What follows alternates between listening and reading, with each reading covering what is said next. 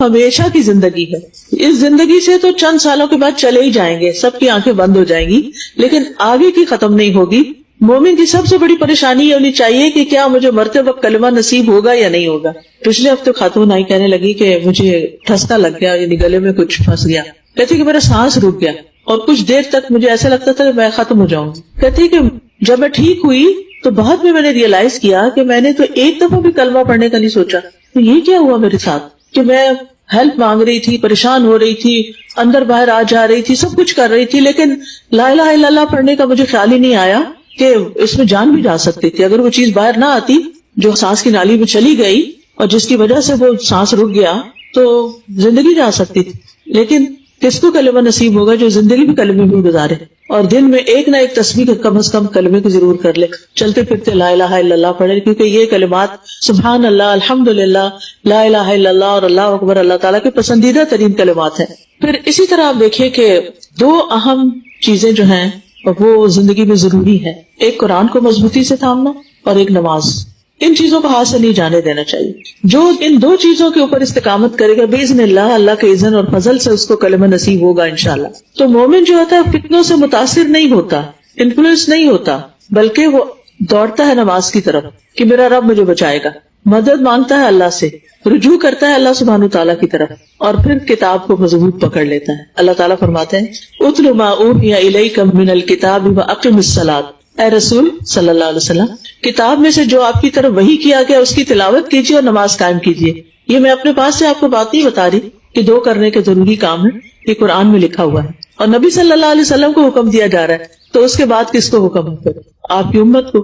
پھر ایک اور جگہ پر آتا ہے والذین یمسکون بالکتاب واقاموا الصلاۃ, وہ لوگ جو کتاب کو مضبوطی سے پکڑتے ہیں اور نماز قائم کرتے ہیں. ایک اور جگہ پر آتا ہے ان الذین یتلون کتاب اللہ واقاموا الصلاۃ, بے شک وہ لوگ جو کتاب اللہ کی تلاوت کرتے ہیں اور نماز قائم کرتے ہیں. پھر ذالک الکتاب لا ریب فیہ ھدی للمتقین الذین یؤمنون بالغیب ویقیمون الصلاۃ. تو اس میں آپ دیکھیے پھر اسی طرح عیسیٰ علیہ السلام پیدا ہوئے تو جب بولنے لگے پنگوڑے میں تو انہوں نے کیا کہا, آتانی الکتاب وجعلنی نبیا وجعلنی مبارکا اینما کنت واوصانی بالصلاۃ. تو قرآن اور نماز کا ساتھ ہے, یعنی ایک طرف قرآن سے مضبوط تعلق اور دوسری طرف نماز کو تھام لینا. یہ فتنوں سے بچنے کے دو ذریعے ہیں. ان چیزوں کو آپ تھام لیں گے تو انشاءاللہ فتنوں سے محفوظ رہیں گے, اور صرف اپنے لیے نہیں بلکہ اپنے بچوں کے لیے بھی. And it's never too late, آپ عمر کے کسی بھی حصے میں ہیں آپ پڑھنا شروع کر دیں, اور اس بات کی پریشانی میں نہ رہے کہ پیچھے کیا ہوا, جو ہو چکا سو ہو چکا, وہ وقت نہیں واپس آتا. اب اللہ سبحانہ تعالیٰ سے اس کے لیے توبہ استغفار, اور آئندہ آپ ان دو چیزوں سے جڑ جائیں, اور یہ دونوں چیزیں آپ کے لیے ایک ڈھال کا کام کرے گی. اور پھر آپ دیکھیے کہ کتاب کو مضبوطی سے تھامنے کا یعنی یمسکون, مسکا, مسک ہوتا ہے کسی چیز کو پکڑنا, یمسک یعنی خوب مضبوطی سے پکڑنا. اب جو شخص مضبوطی سے قرآن کو پکڑتا ہے وہ کسی حال میں اس کو نہیں چھوڑتا. اس کی مثال ایسی ہے, مثلاً کوئی شخص اگر ڈوب رہا ہو اور اتنے میں ایک ہیلی کاپٹر آئے اور اس کی طرف وہ رسی پھینکے اور کڑا پھینکے, اور وہ اگر ہاتھ اٹھا کے اس کو پکڑ لیتا ہے تو وہ اس کو چھوڑے, وہ نہیں چھوڑے گا. کیوں؟ اس لیے کہ اگر چھوڑ دیا تو ڈوب جائے گا. یہی حال ہے, اگر ہم قرآن کو چھوڑ دیتے ہیں, نماز کو چھوڑ دیتے ہیں, تو اپنے آپ کو ڈوبنے کے لیے چھوڑ دیں گے, دنیا کے فتنوں میں ڈوبنے کے لیے, اور پھر اینڈ آف دا لائف بس ہمیشہ کے لیے ڈوبنے کے لیے. تو اس لیے بہت ضروری ہے کہ ہم اس کو پڑھ کے رکھیں. نبی صلی اللہ علیہ وسلم نے فرمایا اس شخص کی مثال جو اپنے رب کا ذکر کرتا ہے اور جو نہیں کرتا زندہ اور مردہ کی طرح ہے. تو اللہ کا ذکر جو ہے وہ انسان کو زندہ رکھتا ہے, جس میں بہترین ذکر قرآن ہے. اور مومن جو ہے وہ ہمیشہ جب اس کو موقع ملتا ہے وہ کسی نہ کسی نئے رنگ میں, نئی نئی شکل میں قرآن مجید کو تھامتا ہے. اس کے حروف کی حفاظت تجوید کے ذریعے, اس کے الفاظ کی حفاظت ترجمے کے ذریعے, پھر اس کے معنی کی حفاظت تفسیر کے ذریعے, پھر اسی طرح اس میں غور و فکر اور تدبر, یعنی ایک چیز کے بعد ایک چیز اپنی زندگی میں سیکھنے جاری رکھنی چاہیے. یعنی اگر آپ لوگ ترجمے سے پڑھ چکے ہیں, قرآن تفسیر سے پڑھ چکے ہیں, تو آپ تدبر کے کورسز جوائن کر لیجئے, نیکسٹ لیول کے, اگلے لیول کے, تاکہ آپ کے علم میں اضافہ ہوتا چلا جائے. حضرت حذیفہ رضی اللہ عنہ جو تھے وہ رسول اللہ صلی اللہ علیہ وسلم سے فتنوں کے بارے میں بہت سوال کرتے تھے. تو آپ صلی اللہ علیہ وسلم سے انہوں نے پوچھا, یا رسول اللہ هل بعد الشر خیر, کیا شر کے بعد کوئی خیر بھی ہوگی؟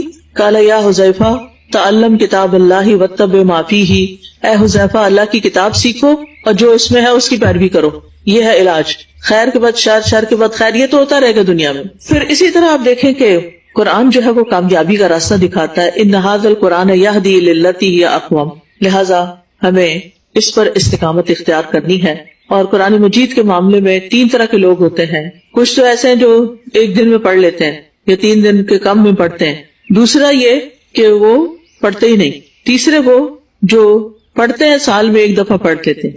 یہ بھی قرآن کو چھوڑنے والی بات ہوتی ہے. کم از کم 40 دنوں میں ایک قرآن مکمل کر لینا چاہیے.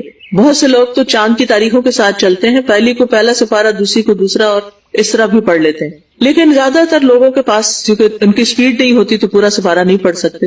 لیکن کچھ نہ کچھ حصہ روزانہ تلاوت کو معمول بنانا چاہیے. کہ چاہے آپ کچن کی کیبنٹ میں اپنا قرآن مجید رکھ لیں کہ آپ کھانا پکا رہے ہیں، کر رہے ہیں، اور ساتھ آپ نے دوسرے ہاتھ سے کھول لیا.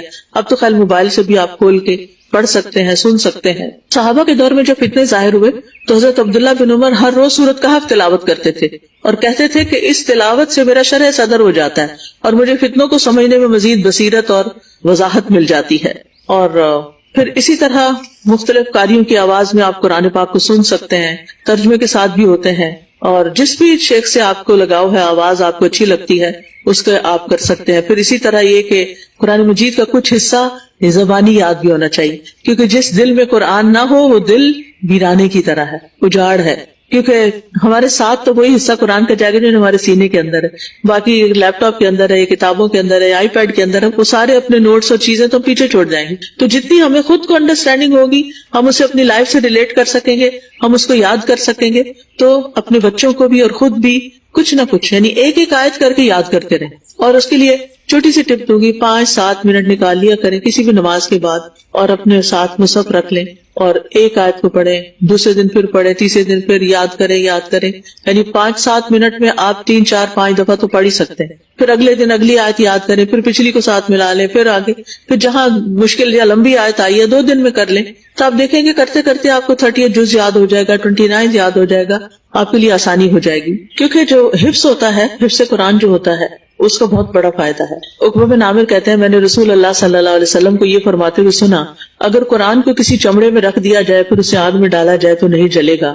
علماء کہتے ہیں اس کا مطلب یہ ہے کہ اگر کوئی شخص قرآن حفظ کر لیتا ہے اور وہ اس کے دل میں ہوتا ہے، اگر وہ اپنے گناہوں کی وجہ سے جہنم کی آگ میں ڈالا بھی گیا تو جلے گا نہیں، کیونکہ اس کے دل میں قرآن کا علم. تو چاہے سمجھ کے پڑھیں، چاہے حفظ کریں یا تلاوت کریں، بار بار پڑھیں. پھر اسی طرح یہ کہ تجوید کے ساتھ اس کو پڑھیں، خوبصورتی کے ساتھ پڑھیں.